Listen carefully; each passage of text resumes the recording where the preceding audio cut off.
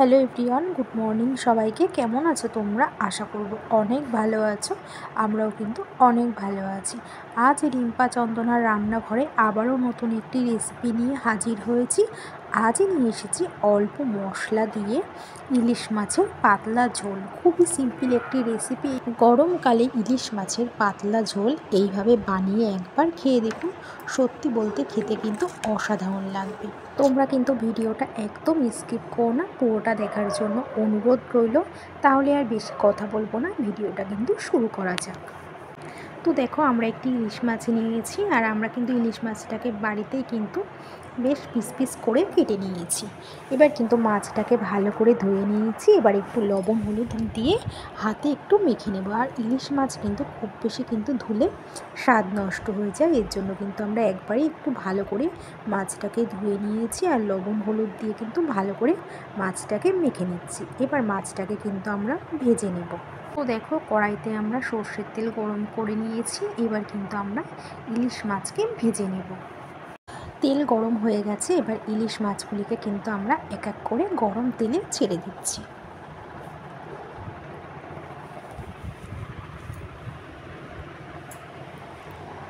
তো দেখো, আমরা ফার্স্টেই কিন্তু মাছগুলিকে ভেজে নেব, আর মাথাটা কিন্তু আমরা পরে ভেজে নেব। ফার্স্টে আমরা মাছগুলিকে লবণ হলুদ মাখিয়ে ভেজে নিচ্ছি। ইলিশ মাছ কিন্তু বেশি ভাজলে স্বাদ নষ্ট হয়ে যায়, এর জন্য কিন্তু আমরা ইলিশ মাছকে কিন্তু হালকা করে ভেজেই তুলে নেব। তো দেখো, এক পিঠ ভাজা হয়ে গেছে মাছগুলি, এর জন্য কিন্তু আমরা মাছগুলিকে একটু উল্টে দিচ্ছি আর এক পিঠ ভাজার জন্য।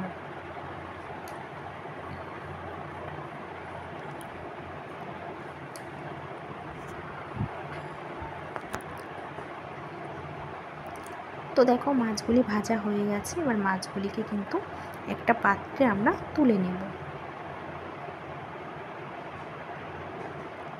আমরা মাছগুলিকে এখানে একটি থালাতে কিন্তু তুলে নিচ্ছি। এবার কিন্তু আমরা মাছের মাথাটিকে ভেজে নেব। তো আমাদের মাছগুলি ভাজা হয়ে গেছে, এবার আমরা মাছের মাথাটাকে ভাজবো।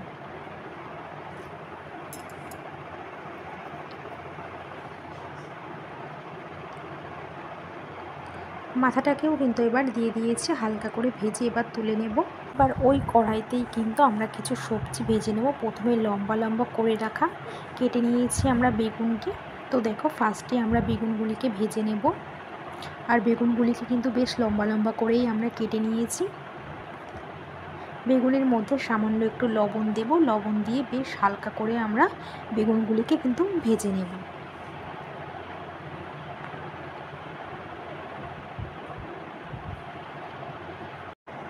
তো দেখো, বেগুনগুলি আমাদের ভাজা হয়ে গেছে। এবার কিন্তু বেগুনগুলিকে আমরা তুলে নেব একটি পাত্রে। এবার কিন্তু ওই কড়াইতেই কিন্তু 1 চামচ কালো জিরে আর 4টে কাঁচা লঙ্কা চেরা দিয়ে কিন্তু ফোড়নটা আমরা নাড়িয়ে নেব।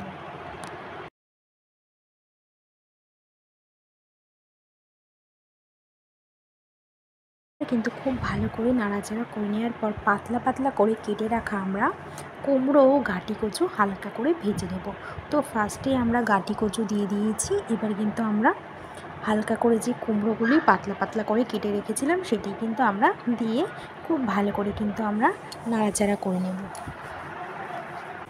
তো দেখো, ভাজা হচ্ছে, হালকা করেই কিন্তু আমরা ভেজে নেব।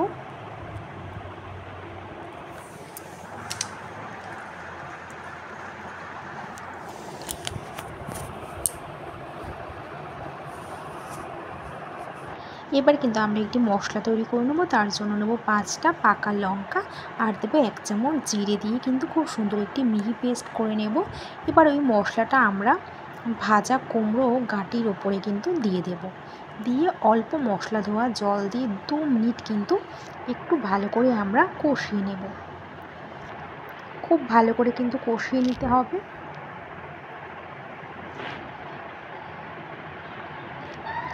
তারপরে কিন্তু এক এক করে আমরা স্বাদ মতন লবণ, 1 চামচ হলুদ গুঁড়ো আর কিন্তু আমরা 1/2 চামচ ঝাল লঙ্কার গুঁড়ো দিয়ে লো আঁচে কিন্তু মিনিট 5 আমাদের ঢেকে কষাতে হবে।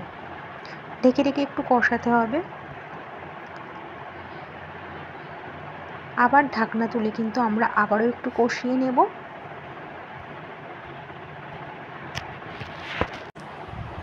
মশলা থেকে তেল ছাড়তে শুরু করলে কিন্তু আমরা ভাজা বেগুন দিয়ে দেব।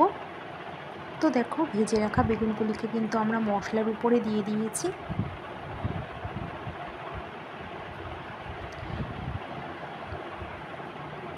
এবার কিন্তু মশলার সঙ্গে বেগুনকে খুব ভালো করে কিন্তু কষিয়ে নিতে হবে। খুব ভালো করে কিন্তু কষিয়ে নেওয়া হয়ে গেছে। এবার কিন্তু বেশ খানিকটা জল দিয়ে আমরা মিডিয়াম আঁচে 3 মিনিটের জন্য আমরা কিন্তু আবারও কিন্তু ঢেকে দেব। তো একটু ভালো করে আমরা আগে নাড়াচাড়া করে নিচ্ছি। এবার কিন্তু মিডিয়াম আঁচে আমরা 3 মিনিটের জন্য ঢেকে রেখে দেব। ঢাকনা তুলে কিন্তু ভেজে রাখা মাছ আমরা উপরে দিয়ে দেব।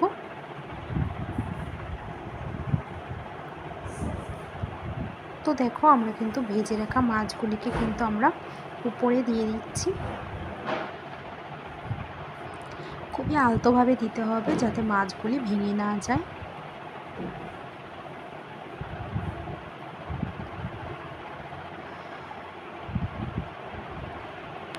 এবার কিন্তু একটু খুব ভালো করে কিন্তু আমরা নাড়াচাড়া করে নেব আলতোভাবে খুন্তি দিয়ে। এবার কিন্তু 2-3 মিনিট কিন্তু খুব ভালো করে একটু ফুটিয়ে নিতে হবে।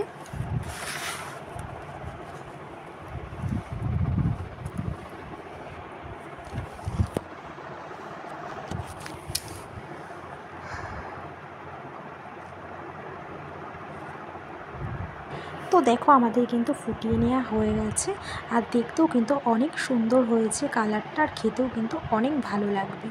তো এবার কিন্তু আমরা একটি প্লেটে নামিয়ে ফেলছি। দেখো কতটা সুন্দর হয়েছে দেখতে। অল্প মশলায় কিন্তু ইলিশ মাছের পাতলা ঝোল আমরা তৈরি করে ফেলেছি। আর গরমকালে কিন্তু ইলিশ মাছের পাতলা ঝোল জাস্ট জমে যাবে গরম ভাতে।